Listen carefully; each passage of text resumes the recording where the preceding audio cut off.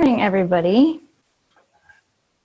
I'm so glad that so many of you guys could join us. Before we get started, there are just a few housekeeping things. Please keep yourself on mute unless you have a question or comment. The feedback can be a little distracting for others. We will be recording this webinar, and Katie will be uploading it onto our YouTube page early next week.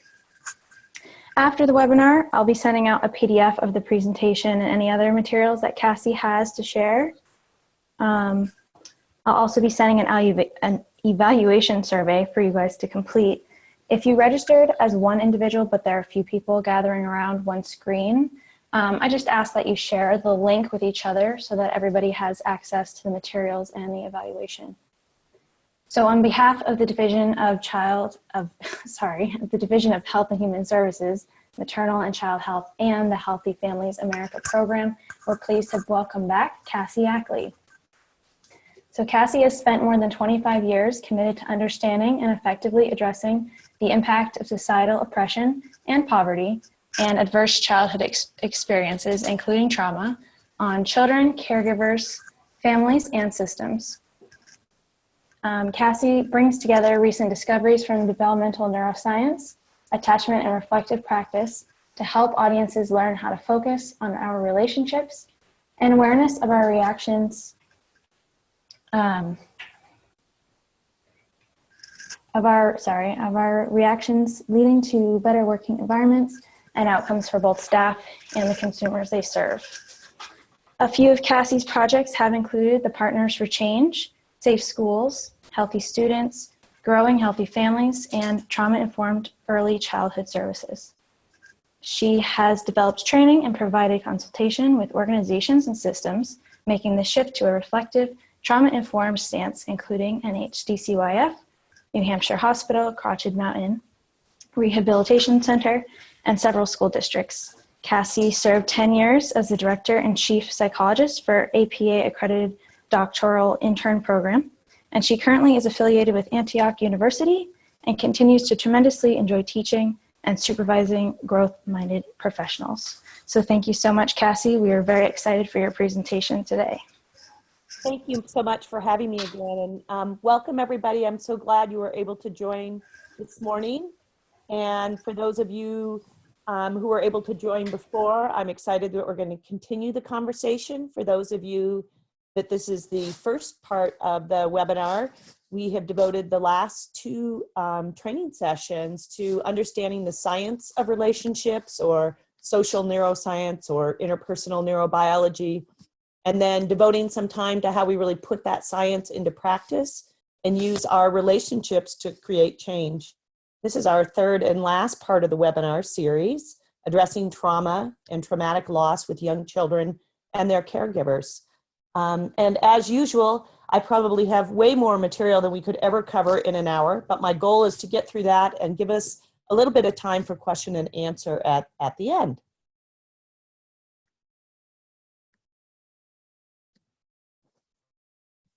One moment here, my screen is not advancing. Let me just figure this out.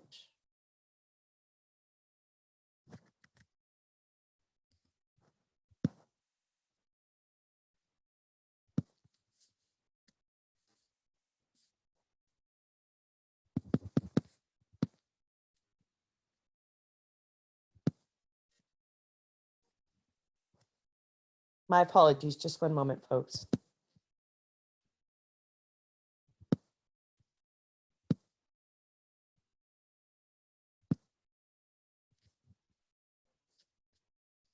Can everyone see my screen again? Yep, I can see it. All right, thank you.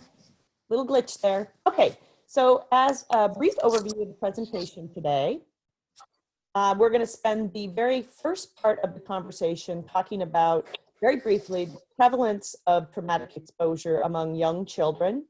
And then we're going to take a look at what those impacts are to infant and young child development, and then focus on some of the unique features of traumatic exposure for young children as opposed to other age brackets. And then the next portion of the presentation will be really looking at intervening with traumatized young children and their caregivers. And I'm going to be using Child-Parent Psychotherapy, or CPP, really frame and inform our approach to a trauma-informed approach with young children and their caregivers. So beginning again with prevalence and those impacts and unique features. While we may want to believe in our minds that young children aren't as vulnerable as they are and don't get hurt and injured and victimized, you all know that the reality of that is quite different. And in fact, the abuse and neglect rates and the risk for death as a result of that maltreatment is actually the highest among young children. And about a third of all maltreatment victims that are reported to DCYF and other folks across the nation are under 3 years of age.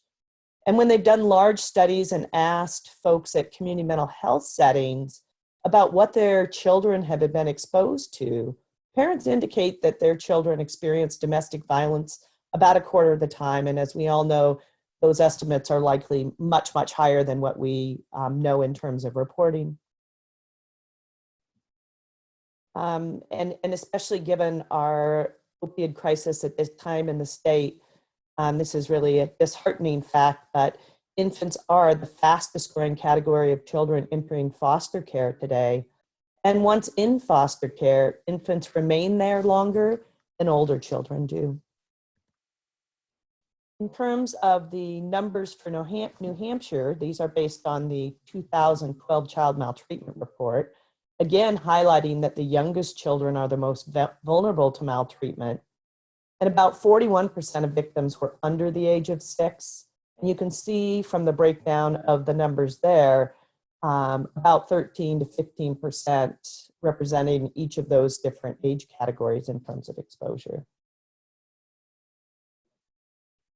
The most common types of trauma for children include accidents. About 1 in 3 children experience injuries that later require some kind of medical intervention as a result.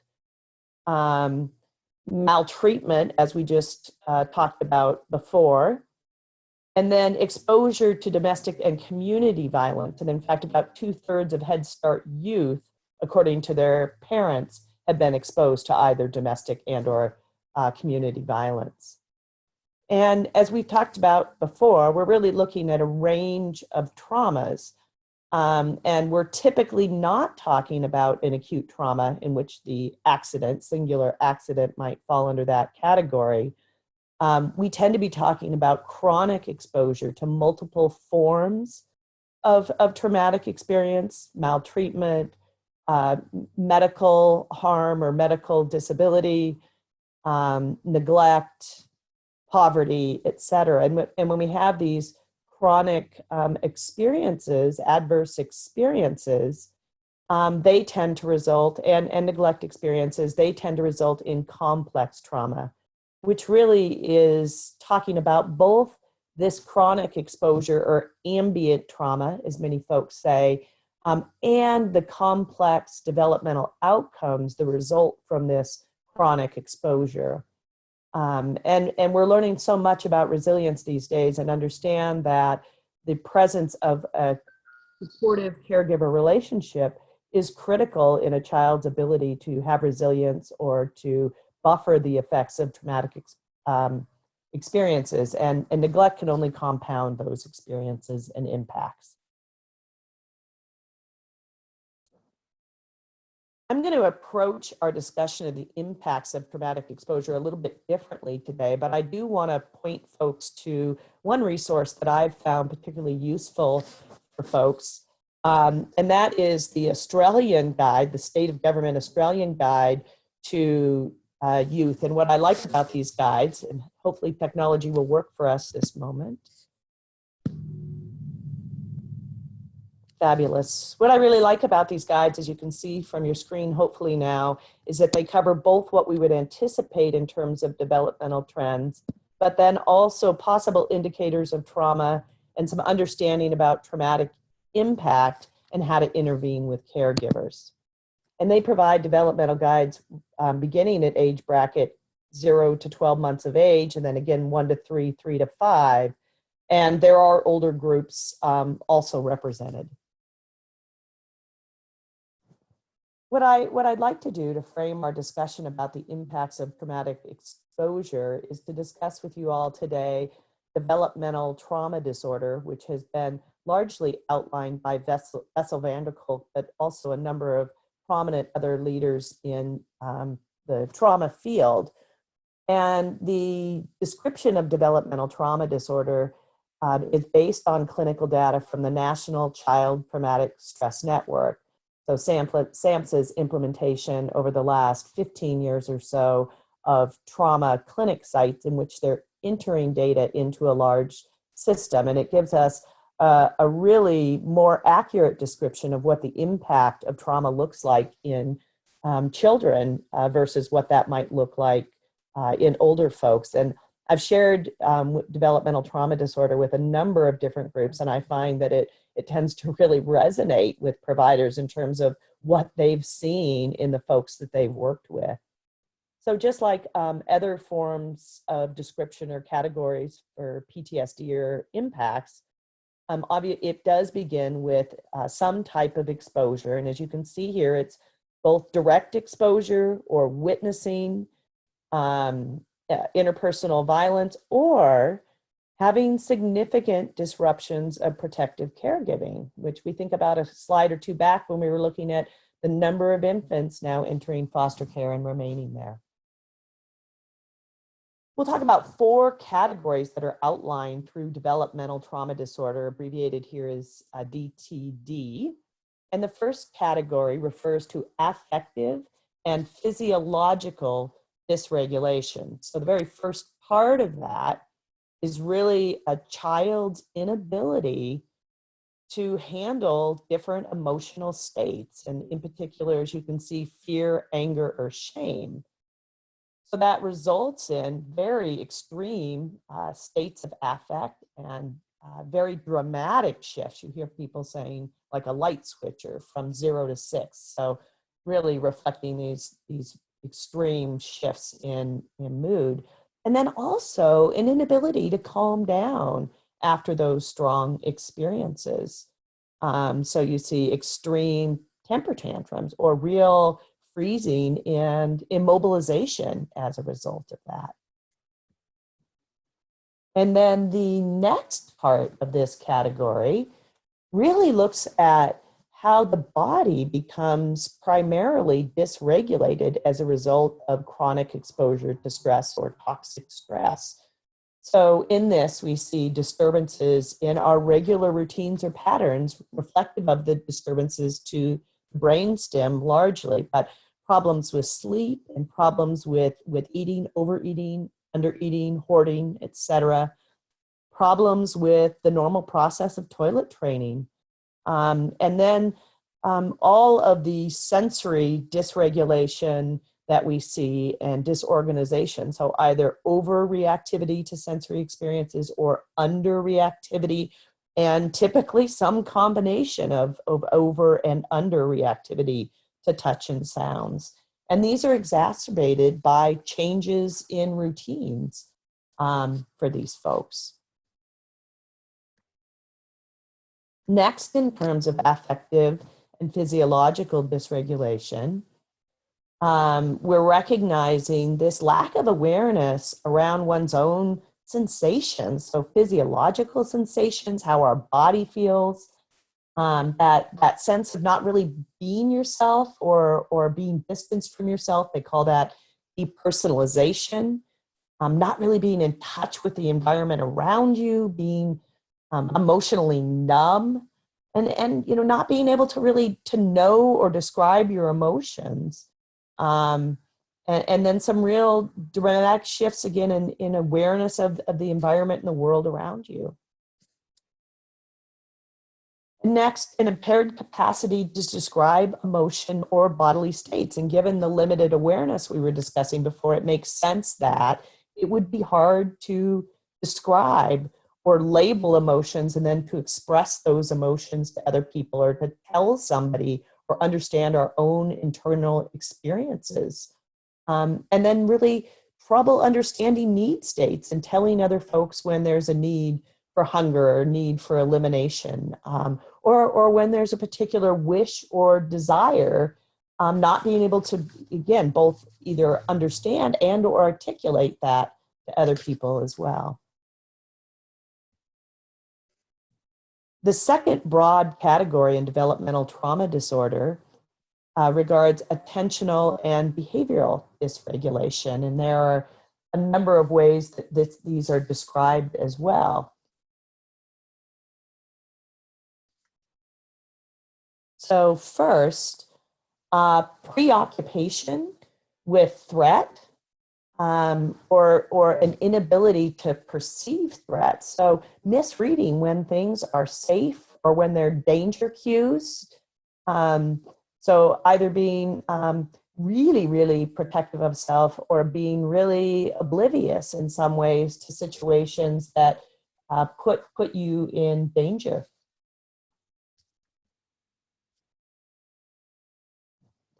And then also connected to that, a lack of ability to keep yourself safe and engaging in risk-taking behaviors or thrill-seeking behaviors, such as running out into the street and climbing on bookshelves, for example, and these kinds of things.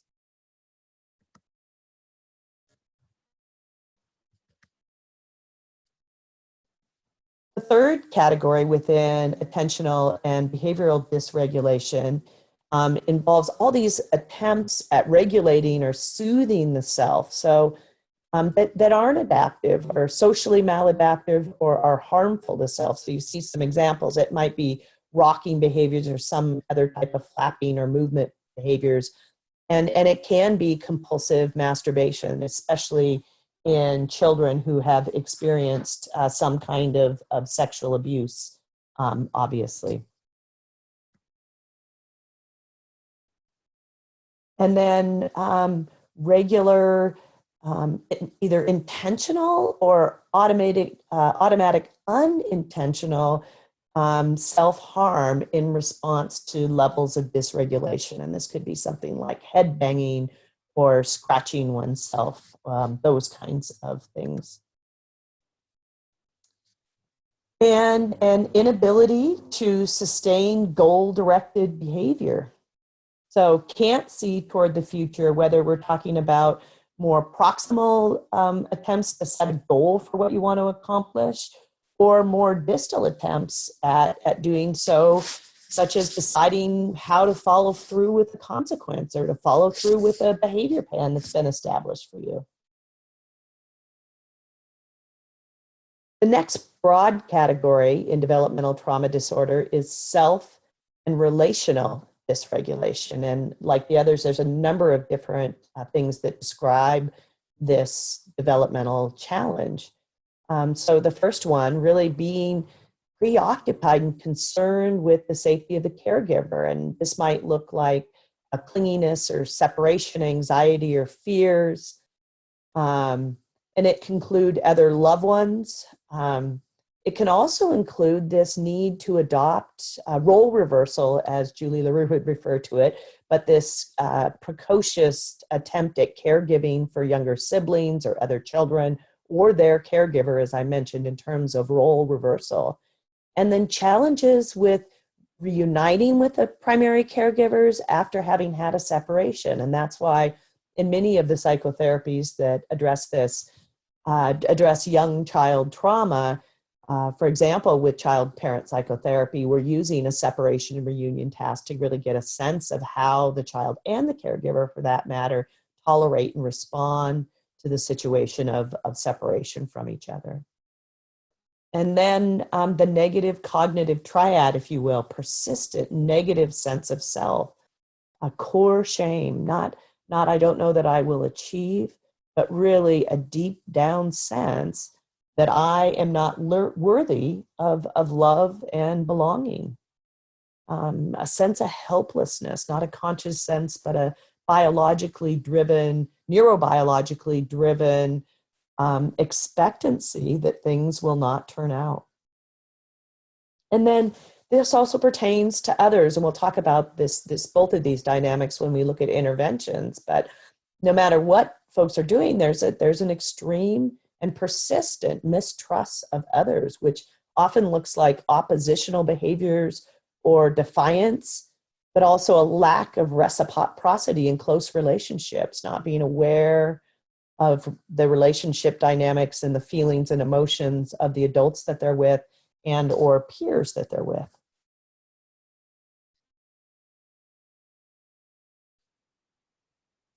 It would also include aggressiveness, what's often referred to as in the trauma-informed world as the aggressive stance, and perceived or understood as identification with the aggressor, often in response to a feeling of vulnerability. So you see verbal or physical aggression toward peers and their own caregivers and other adults.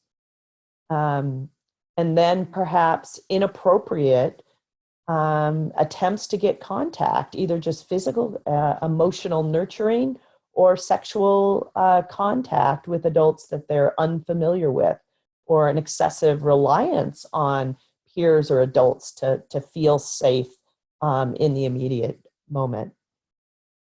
And then, as we began to talk about earlier, in terms of their social abilities, really an impaired capacity to understand or to empathize with those around them.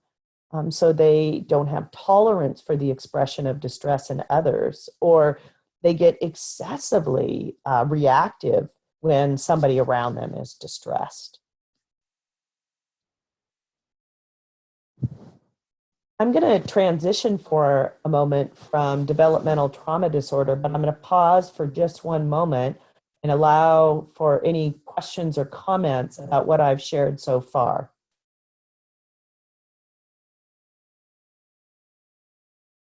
I have a question. This is Mary Ann from Child and Family Services. This developmental trauma disorder, is this a diagnosis for adults as well as children? No, it is not, but I'm wondering, Mary Ann, if when you hear these descriptions, if it also sounds very reminiscent of adults we know that have experienced trauma. And I think it is very true, and I should highlight the folks that these are not the current diagnostic criteria provided by the 0 to 5 manual or the DSM or the Diagnostic and Statistical Manual, but again, more description about those symptoms we see. That respond to your question, Mary Ann? Yes, it does, and you're right. All I kept thinking about was how much the adults that we're working with have a lot of these characteristics. So, and I'm sure they've been traumatized as well. Absolutely. Absolutely. I appreciate your comment. I'm going to turn now to some of the unique features or just special considerations that we want to think about that when we're dealing with traumatized young children. And I have found these sources of anxiety first articulated by Freud and then later used by Patricia Van Horn, one of the model developers for Child-Parent Psychotherapy. And what they're referring to is these universal and ubiquitous sources of anxiety for young children that we don't necessarily harbor when we're older, or perhaps we do if we've had attachment disturbances or ongoing child trauma. So the first primary source of anxiety for young children is the fear of losing their parent, of being abandoned. And when we think about these children in foster care, we think about all these young ones I know now through the wonderful clinicians I work with who have lost a parent to an overdose, that this really primary fear of losing a parent or being abandoned are their actuality, and sometimes repeatedly in terms of the number of disrupted placements we can see over time. And then secondly, losing a parent or caregiver's love, not being worthy, possessing core shame and feeling like they aren't going to be approved of and cared for and truly seen and loved by the caregivers in their life. And then third, as you can see, is being injured or being physically harmed in some kind of way. And again, most of the folks that you all are working with, or I have spent my life devoted to, have had some form of actual maltreatment or certainly witness maltreatment or physical harm to the people that they love. And then last but not least, it's doing something wrong, understanding and coping with guilt and shame, and the difference between those two, briefly spoken, as we covered in our other webinars. Guilt having to do with the appropriate experience of not having met your values for who you are as a human, versus having core shame in which you feel worthless and can't experience guilt necessarily, because guilt means to you that in fact you're worthless as you once believed. So I hope you find these useful, and I've found these useful in thinking about kids and where these themes emerge in our conversations with them and in the play that they do in our presence. Obviously, there are a number of factors or circumstances in the context of young children that are going to have a significant impact on how they experience that traumatic experience. And in particular, right now, we're talking about the impacts regarding the loss of a parent or a caregiver. And certainly the nature of the death, how immediate it was, how violent it was, whether there was domestic violence involved, has a significant impact on how that child is influenced by the experience. It matters whether the kid was there, were they at the house, what was the extent of their exposure to that experience? Did they learn about it via other people, or were they actually a part of it and perhaps calling for help or something like that? Certainly the level of emotional support, ideally from their primary caregivers, but most importantly as well from that larger web of individuals in their lives who support them emotionally during this time of distress.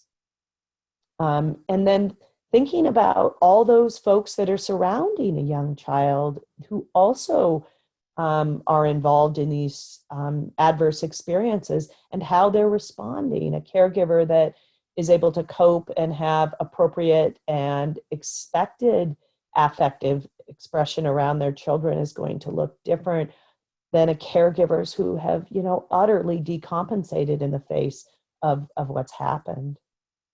And it depends on the child. It depends on where they are developmentally and whether there are any developmental delays or challenges that have been present.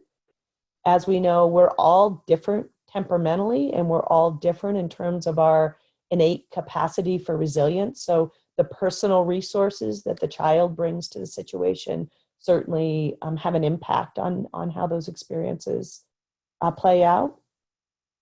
And then what does the child's life look like after this? Have they lost both caregivers and they're moved into a foster care situation? Does it result in the divorce of their parents? Are they blamed for what's happened? So many times, as you all are so familiar with, it's not just that traumatic experience that happens, it's all of the chaos in their lives that follow after those experiences.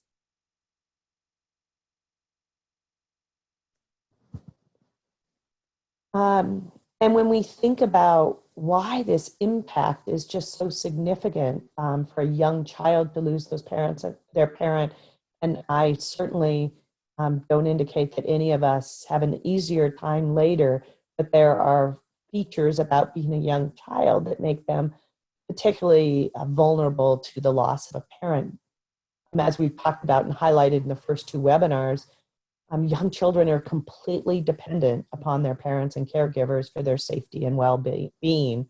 And so obviously there's a significant impact when there's a loss. And, there is really no peaceful death of a young child's parent. If you think about that, it typically is an accident or some type of traumatic experience rather than the natural cause of old age that we might anticipate when we're older and we lose our caregiver.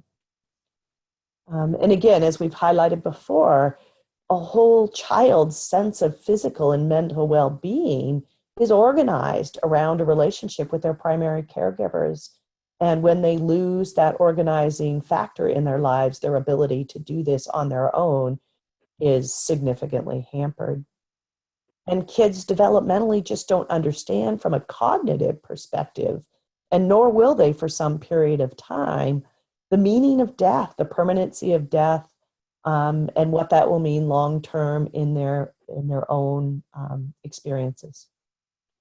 And then we have this appropriate expectation in our lives that we'll have a parent available, and then we'll have their support. And we experience a failure of this expectation. And because a child's self-concept is really developed out of their relationship with their child, what they see in their parents' eyes, what they hear from their parents, then their own self-identity and development is hampered as a result.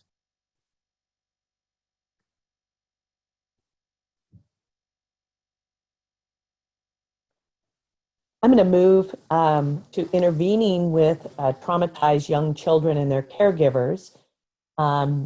And I just wanted to pause one more time in case there was a question or a comment that someone wanted to share prior to moving on to the intervention section.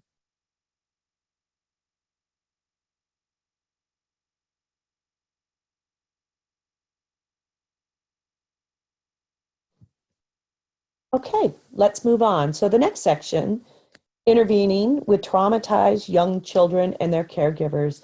I know many of you out there, and as you all know, I believe so strongly after experiencing child-parent psychotherapy and having worked with trauma for nearly 18 years, the real power of intervening in the context of the child-caregiver relationship. I want to share with you at the outset of this discussion what many people have described in different iterations, and this one I've adapted from Dan Hughes, who talked about basic assumptions for parenting and treating traumatized and attachment-resistant children. And Dan Hughes modified it from the DBT, or dialectical and behavior therapy approach. And I think these are really useful and are important in reminding us and reminding caregivers and those who work with traumatized families and children about these basic assumptions that should underlie our work with traumatized folks. Number one, they're doing the very best they can given the circumstances and their resources, despite how messy or difficult it can look, that both those children and those caregivers are doing the best they can and want to improve, that want to make their lives different and want to do better for their own children, because right now, life as it stands with these reactions that are they're not able to understand, that their life can be a real living hell. And one of the things for those of us who work with traumatized individuals know that trauma is all about control, and that can be really challenging in relationships and in our work. But we want to remind ourselves that traumatized individuals are trying to be safe by controlling everything and everyone in their environment so that they can have a sense of control given the face of lack of control and vulnerability. And one way of trying to feel safe, in addition to controlling everything, is avoiding anything that's stressful or painful. And in fact, as most of you know, one of the criterion for PTSD is avoidance. So just trying to stay away from those things that are stressful and painful. And when we have those experiences in which somebody adopts the aggressive stance or is aggressive toward us, we remember that these attacks really are all about fear, and typically a fear about our motives and wondering why we're providing the nurturing and support that we do, given these are contrary often to most of the experiences they've had thus far. And when we remember when we see this level of emotional distress and shifting, that really this poor affect regulation and thinking that's inconsistent and not put together, and this core shame that we've been talking about that results also in an inability to trust those around them, keep them from having the relationships that they desire. those relationships that we know are so critical at this point in terms of resilience in the face of stressful circumstances. And for them to really change, we have to accept where they're at and what they've done in order to provide unconditional regard and to help them move forward with the path they'd like to take. And we do this through validation of their sense of self, of their prior experiences, and of their desire to make their world better for themselves and their family. And I would say this is true for young children. I think it is also very true for older folks and the caregivers we work with, that we need to begin by assessing and understanding where in development they are. And I know many folks who've been exposed to ongoing adverse experiences are really functioning still at a pre-adolescent or young child age, despite the fact that they're now caring for their own children. Excuse me. And the last of these basic assumptions for us to remember is that when we're under stress, we regress.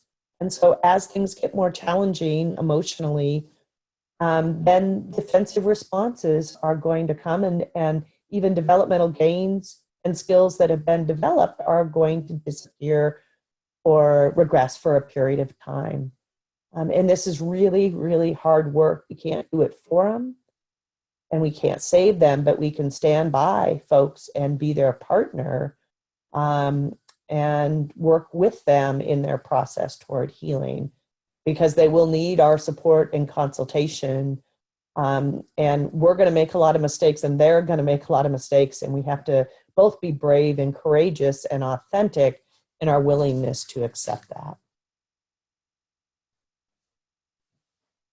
So as I mentioned before, many of these interventions that I'm sharing with folks today have been informed by Child-Parent Psychotherapy, which is an attachment-based treatment for young children exposed to interpersonal violence that focuses on the child-parent interaction and on each partner's perception of each other.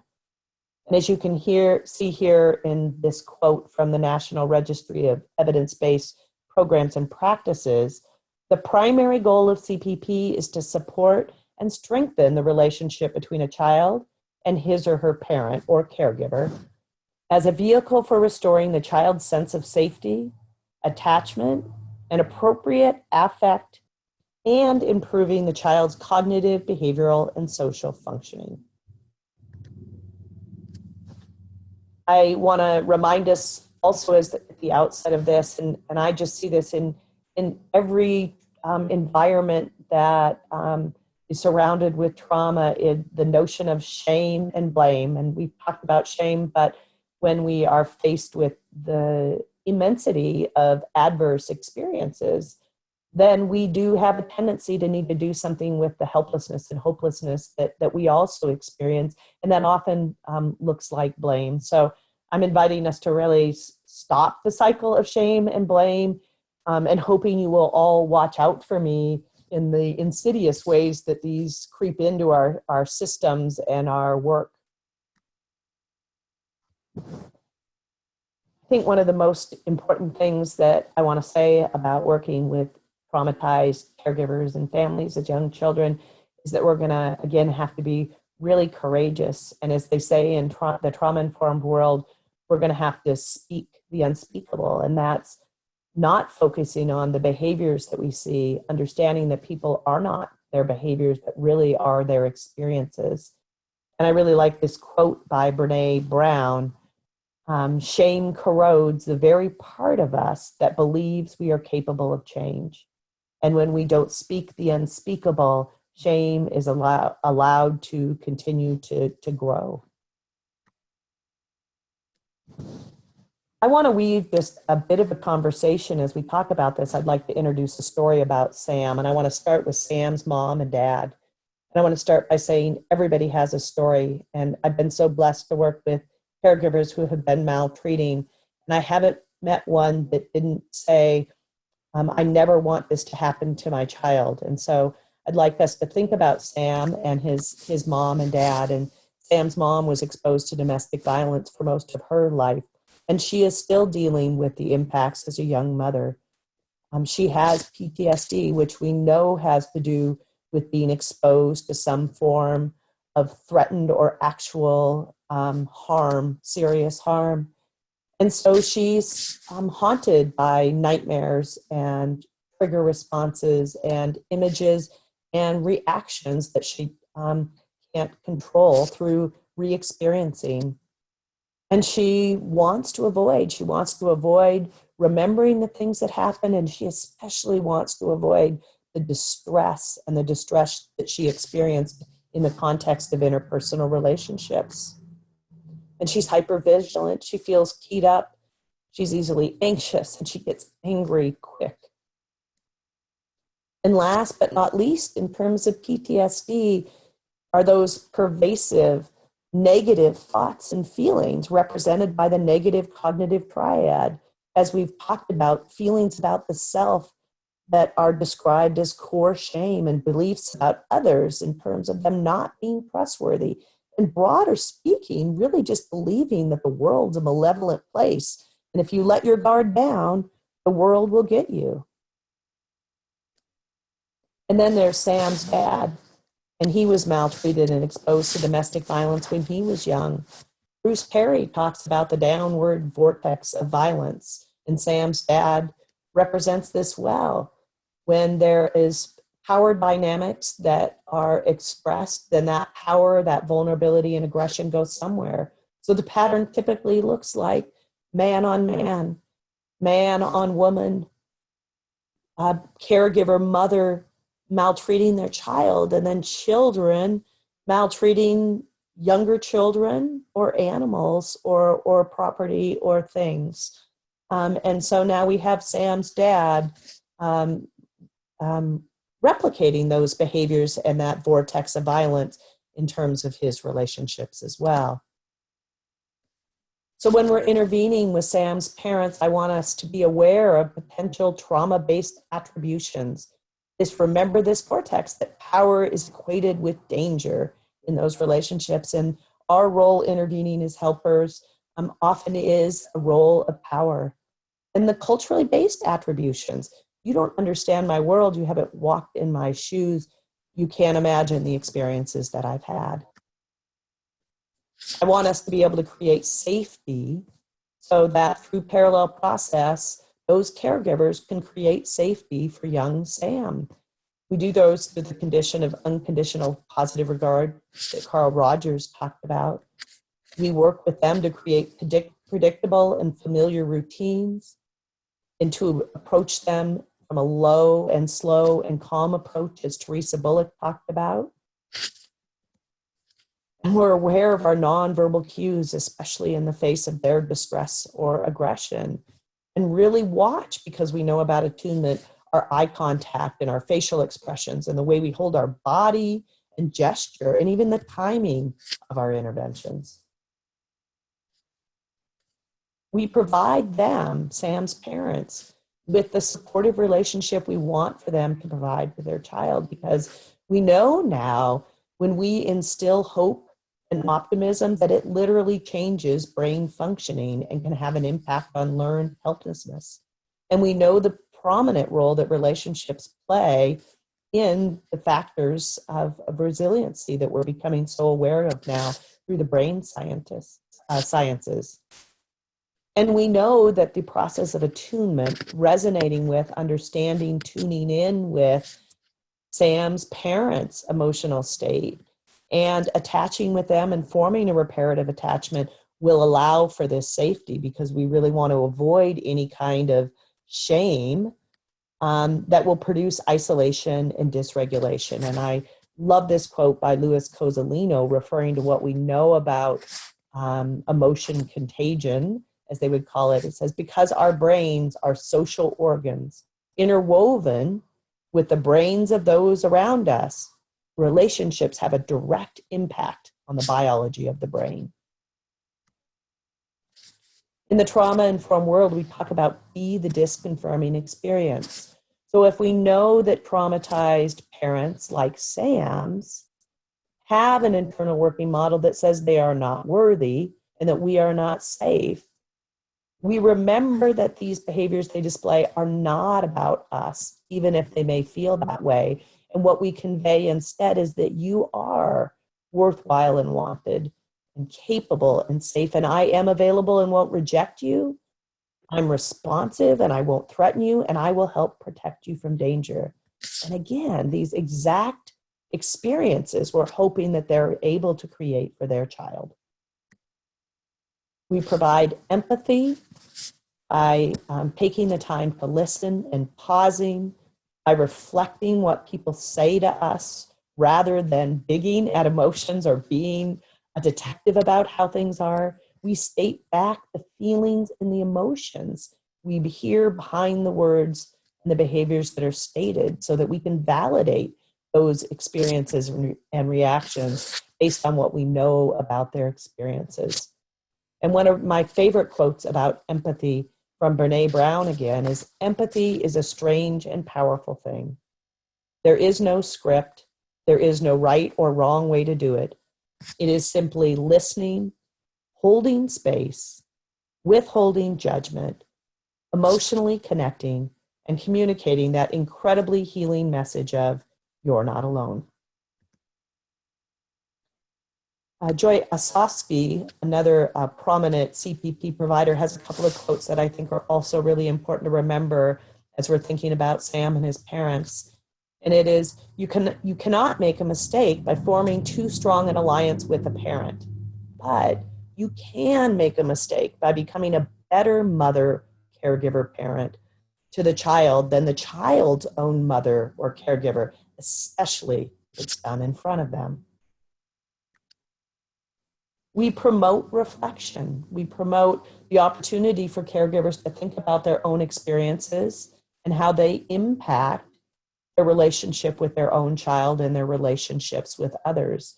And we promote reflection because we know that when we promote reflection or thinking about our experiences and our reactions, that allows us to bring memories and reactions that are outside of our awareness or in our implicit memory into our explicit memory, where we can put words and meaning to those experiences and calm down our amygdala. And we hope that when we promote reflection with ourselves and our colleagues, and when we promote reflection with the folks we work with, that they promote reflection with their own children and help their children grow in terms of their own capacity for attunement and empathy, etc. I want to share a quick video called Flipping Your Lid by Dan Siegel, and hopefully technology will cooperate. It's very brief. I find this a tremendously helpful model for describing what happens when we have an extreme emotional response and our amygdala takes over. So let me share what Dan Siegel has to say in terms of his model of flipping your lid. One of the most rewarding experiences for me has been to study brain science and apply it to the experience of parenting. And the hand model of the brain that I use to teach parents is very useful to understand that. So if you take your thumb and put it in the middle of your palm, put your fingers over the top, this is a very useful model of the brain. And when we can actually see in front of us what's going on in the brain, then we can change what the brain does. So let me walk you through very basically what happens in this brain and the structures in it. And it goes like this. The spinal cord comes up, representing the wrist, and then you have coming up into the skull, the brain stem and the limbic area, which work together to help regulate arousal and your emotions and the way you have a fight, flight, freeze response. These are below the cortex, the limbic and brainstem areas, and the cortex is this higher part of the brain that allows us to perceive the outside world, to think and reason. And this frontmost part of the brain, right behind your forehead, so the person's oriented like this, is actually the part that regulates the subcortical, limbic, and brainstem areas. This regulation is very important because sometimes we can have all sorts of things happen in our life. We're tired, we're exhausted, someone pushes a particular emotional button, and we can flip our lids. So rather than being tuned in and connected and balanced and flexible, we can lose all of that flexibility, even lose moral reasoning and act in ways that are terrifying to others, including our children. Now, you can actually bring yourself back online and come back to the high road and make a repair with your child, and that's important to explain to them. And you can also use this hand model of the brain to explain to children, even as young as 5 and 6, how to understand when their emotions are rising up from the brainstem and limbic areas here, and how it's overriding the prefrontal area and making it so they may be about to flip their lids. So I've had kids come tell me that they're about to go flip their lids and they need a break. They need a timeout. And by even just naming that, they can tame it. And that's the power of using the hand model for ourselves and our children to help us all make sense of what goes on in the emotional communication that we have in the course of day-to-day life.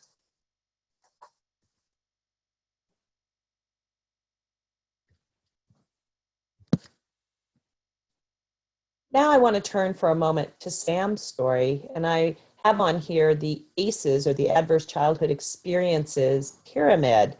And just what I'm pointing to here is these bottom 2 or 3 portions, I should say, of the pyramid, which are the adverse childhood experiences that Sam has had given his parents' trauma responses. And we're looking at how those experiences now in Sam's life begin to disrupt his neurodevelopment. So really, we're talking about a life interrupted, the impact of these ACEs on the development of the brain, which really hinder or slow developmental process. And what Sam experiences is that his father has rage, and what he sees often in his mother is vulnerability, fear and terror and hurt. And because we all know about how the stress response system works, Sam's young body becomes wired for fear. He has an overactive brain stem, and so he is very easily activated in terms of his heart rate and his breathing and his sleep and wake consciousness. So given that Sam has faced these kinds of experiences and has a stress response system that's hyperactive, he probably does feel angry. He probably does feel like he wants to hurt other people. And he's also experienced critically during this period of time, we're hoping that his capacity to regulate and attach are happening. But despite Sam's parents' best efforts, these first 2 years of life were met with folks, as we talked about, that were unable to regulate their own emotion and attach to others. And so his ability to use those relationships and his development in those areas has been impacted. And then what happens when we see Sam is, again, first he does experiences himself as aggressive, but you know what? Sam's mom left the relationship when he was 1.5 years of age, and everybody said, thank goodness he doesn't remember. Let's not talk about that. So Sam both experiences himself as aggressive, and then what he sees in other people when he gets aggressive is that he does look scary, and not to their own fault. His mom may look at him and say, you're just like your dad. And as we know from Dan Hughes, and I said earlier, really a child's self-concept is developed through what they see in their caregiver's eyes. Sam both feels these things about themselves, and then he sees that in his caregiver's eyes. And when he's in other settings and faced with other caregivers, despite our best efforts, often what he sees from other caregivers is that same look of fear in terms of the way he behaves. And so what happens for Sam is this progression of course shame. And he's not prepared adaptively to function in the world because he's focused on the fear response. He doesn't understand and express his emotions well, so he has meltdowns and aggression. And behavior that he displays is repulsive to peers and adults. It puts them off. And he has poor attunement and social skills, so he can't use relationships to repair. And the primary issue is that his prefrontal cortex has been disengaged. So his ability to stop and inhibit his behavior, to think about himself and others, or to learn from consequences or make meaning of his scary experiences are very, very limited. And despite what we often thought, or I often thought in practice, I believe what we have to do for Sam and his caregiver is normalize those reactions and tell him that his behavior makes sense, given the really scary and upsetting things that happened. And as you heard Dan Siegel say, his phrase is name it to tame it. If we can provide words to the reactions or the experience that people have, that results in calming of our amygdala. So rather than naming behavioral syndromes or psychopathology or diagnoses, I would hope that we're able to provide education in terms of what we know about the brain and to repeatedly say, your behavior makes sense given your experiences. We want to foster the attunement process with caregivers, help them be a satellite with their children so that they can begin to resonate with the emotions and beliefs of their own child. And as Stephen Shore would say, we can literally change the structure and the function of the brain through the process of attunement and empathy so that caregivers can heal the trauma and the trauma response in their children through the attunement process. We want to create narrative. We want to help the family have a story and to know that the story isn't over yet. Because what we know about the brain is that stories and narratives actually organize our experiences and help us to heal through the process of desensitization or gradual exposure to something such that the reactions aren't as intense. And it helps us put all of those memories together to become separated in our brain and in our body when we experience trauma. And words help us to regulate ourselves so that we can have attachments, or what I refer to as our ability to feel, to use another human or another relationship to feel safe. And when we talk about these things and provide stories, it diminishes shame. And ultimately in the brain, what happens is we're enhancing connectivity across different regions of the brain, and we're building competence through their level of self-awareness. I'm aware of the time, it's about 10:27, so I'm going to do a couple of the slides fairly quickly so that we have a moment or two for a question at the end. In CPP, they talk about the triangle of explanation, the way in which we help people understand what their experiences have been and how those look now or are manifest in their feelings and their behaviors. And then, as I mentioned before, we provide hope through the interventions that we're offering to them, and certainly our willingness to speak the unspeakable. And I invite us to think about a shift, that it's not the caregiver who's our client, it's not the child who's our client, but we're really focused on the relationship as the client and our ability to have empathy simultaneously for both the child and the caregiver, and to convey that understanding of both perspectives to each other, and to help them understand how they impact and affect each other.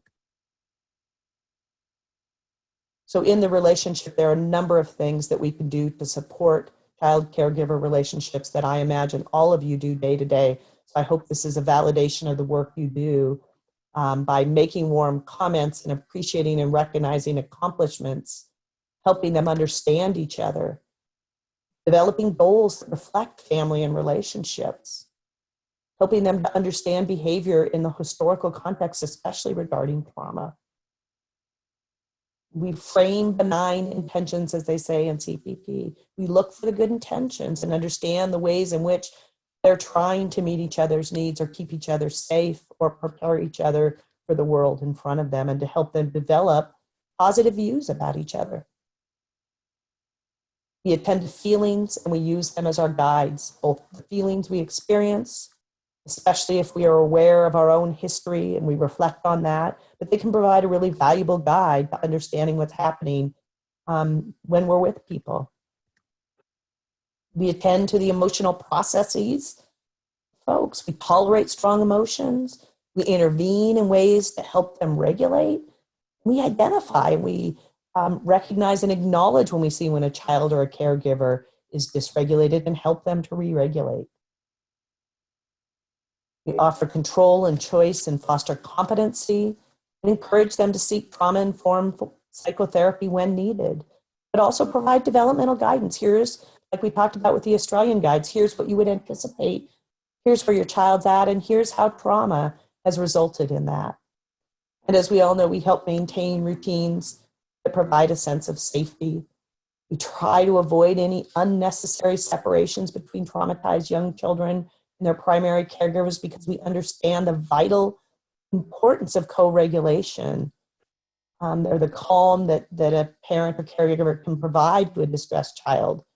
We help them to provide soothing activities, to avoid traumatic reminders. And as we've talked about, we remind them when they do regress that we expect this, or when they're dependent and clingy, that it makes sense and we'll move along. And with that, we come to the end of my slides for today. It is 10:30 now, so I certainly understand if anybody needs to drop, but I'm available for a couple of question and answers if people would like.